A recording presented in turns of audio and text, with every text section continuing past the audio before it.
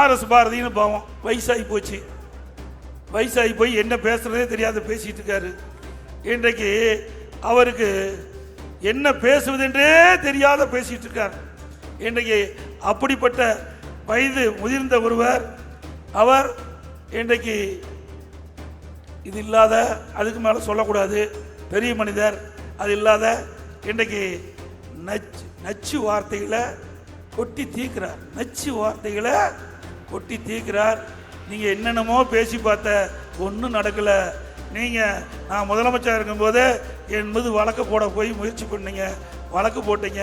நீதிமன்றத்தில் அந்த வழக்கை திருப்பி வாங்குறேன், நீங்கள் திருப்பி வாபஸ் பெறணும்னு சொன்னார். நான் வழக்கு நடத்துன்னு சொல்லி வழக்கை நடத்தி நிரபராதி என்று உங்க முன் வந்து நிற்கிறேன். உச்ச நீதிமன்றம் வரைக்கும் கொண்டு போனீங்க. உச்ச நீதிமன்றம் வரைக்கும் உங்களால் மறுபடியும் 1500 கோடி வா, தூசி தட்ட முடியல, நானே தட்டி கொடுக்குறேன், வா வா, எங்க நீ வருமோ அந்த இடத்துல நானே தட்டி தரேன். அவ்வளவு குப்பை உங்க ஆட்சியில் ஊழல் நடந்திருக்கு சார்.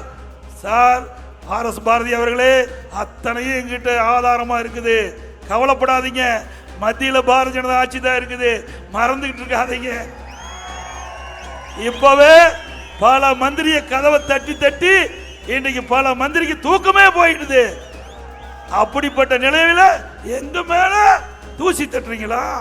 தட்டுங்க பார்க்கலாம். நானே தூசி தட்டி தரேன், நீ பாரு பார்க்கலாம்.